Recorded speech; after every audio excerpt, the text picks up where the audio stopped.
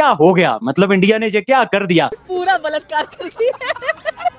एक मिनट के लिए जरा इस रिजल्ट से जरा हट के जरा थोड़ी सी बात करते हैं कि इंडिया की स्ट्रैटेजी के ऊपर जो है वो शुरू से बड़ी डिबेट हो रही है। टीम कॉम्बिनेशन, उनकी सिलेक्शन कंडीशन के हिसाब से एक ही जगह खड़े हैं, एक ही जगह बैठे हुए, एक ही जगह जाते हैं खेलने के लिए, कंडीशन का अच्छी तरह पता है, दुबई से बाहर निकले नहीं, दूसरी टीमों की तरह ट्रेवल नहीं किया।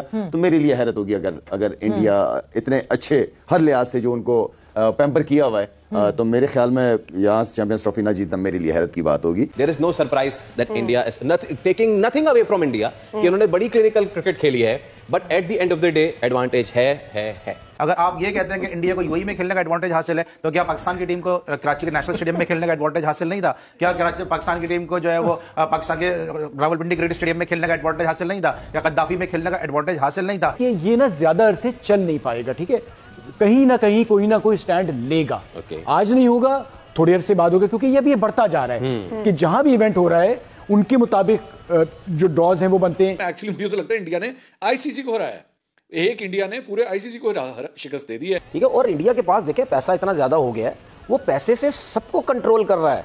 इसमें आप भूल जाएं, एक प्लेयर आईपीएल के अंदर जाता है ना, करोड़ों रुपए लेता है, उसके बाद कमीशन मिलते हैं क्रिकेट बोर्ड्स को, कितने प्लेयर जाते हैं, ऑस्ट्रेलियन हो गए, इंग्लैंड के हो गए, ये सबसे ज्यादा होते हैं। आप देखो इससे पहले कोई क्रिकेट नहीं खेलते वो जब आईपीएल आने वाली होती है। जीता ऐसे जाता है और वो कहते हैं कि डॉन को पकड़ना मुश्किल ही नहीं नामुमकिन है, तब इंडिया क्रिकेट का डॉन बन गया। तो कह रहे थे कि भाई ये इंडिया डरता है ऑस्ट्रेलिया से, इंडिया वाले तो बस पाकिस्तान को हराने के ही काबिल हैं। पिचेस उनको पता है कि मौसम के हिसाब से वहां पे क्या पिचें बननी है, ठीक है ना, वो पूरे प्लान के साथ आए। अगर यही टीम टूर ऑस्ट्रेलिया का होता तो डिफरेंट टीम होती उनकी।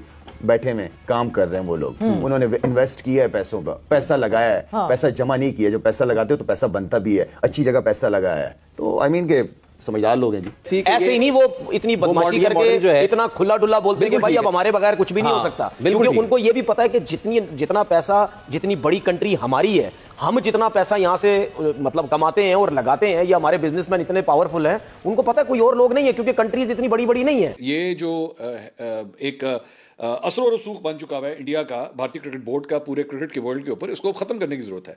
ये नहीं हो सकता कि बाकी पूरा क्रिकेट वर्ल्ड जो है वो इंडिया के मुताबिक जो है वो मूव करे। इनके नखरे खत्म करने होंगे, इनके नखरे मजीद इस तरह बर्दाश्त नहीं किए जा सकते। लेकिन मजमूई तौर पर देखा जाए तो इंडिया ने जो फाइट बैक किया वो एक चैंपियन के स्टाइल में किया।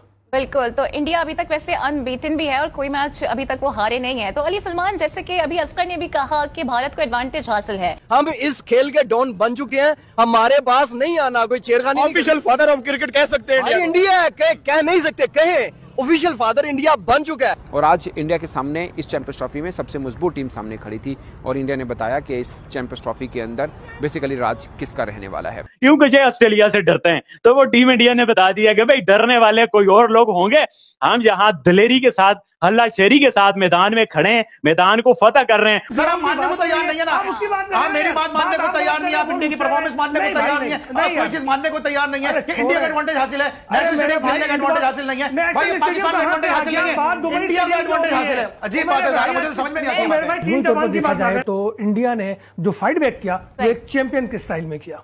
बिल्कुल, तो इंडिया अभी तक वैसे अनबीटन भी है और कोई मैच अभी तक वो हारे नहीं है। तो अली सलमान, जैसे कि अभी असगर ने भी कहा कि भारत को एडवांटेज हासिल है, सुनील गावस्कर भी इसी बात का जवाब दे रहे हैं और वो कह रहे हैं कि वो लोग जो क्रिटिसाइज कर रहे हैं भारत के ऊपर, वो ये सोचे कि उनकी टीम आगे क्यों नहीं आई है।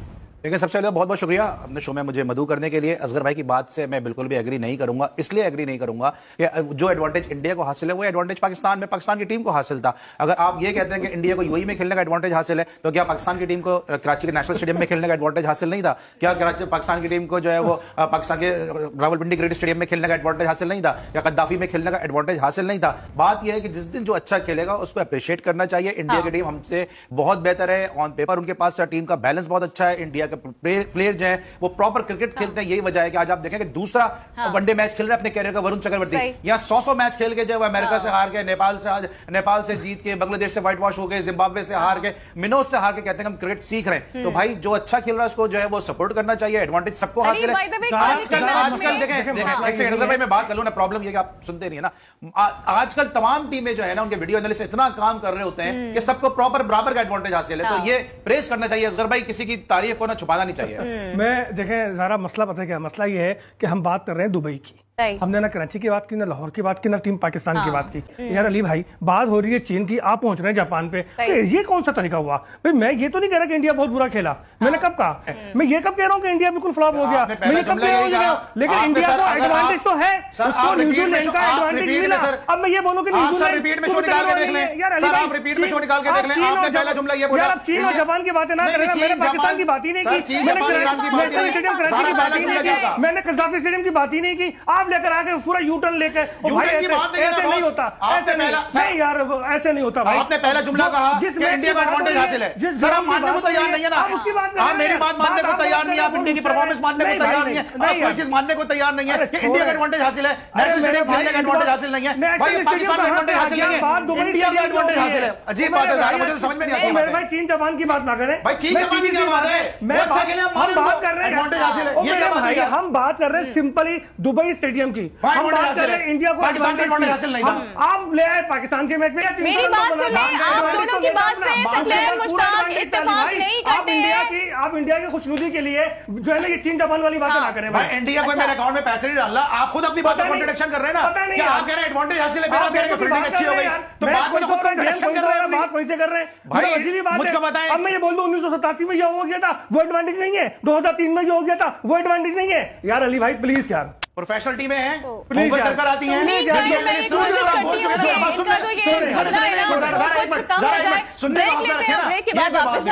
एक मिनट के लिए जरा इस रिजल्ट से जरा हट के जरा थोड़ी सी बात करते हैं कि इंडिया की स्ट्रैटेजी के ऊपर जो है वो शुरू से बड़ी डिबेट हो रही है कि जनाब इंडिया जो है उसने अपनी पूरी टीम की जो फॉर्मेशन बनाई हुई थी वो बनाई ही स्पेसिफिकली दुबई के हवाले से थी कि जनाब वो 4 स्पिनर्स जो हैं वो खेल रहे हैं, और बल्कि इंडिया के अपने अंदर कई लोगों ने कहा कि यार ये स्ट्रैटेजी ठीक है, इतने स्पिनर्स लेके जाना, लेकिन आप देखें वो पे ऑफ कर रहा है, क्योंकि इंडिया को इस बात का पता है कि जनाब हमने तो दुबई में खेलना है, हमने तो इसी विकेट के ऊपर खेलना है, हमारी विकेट ही चेंज नहीं होनी।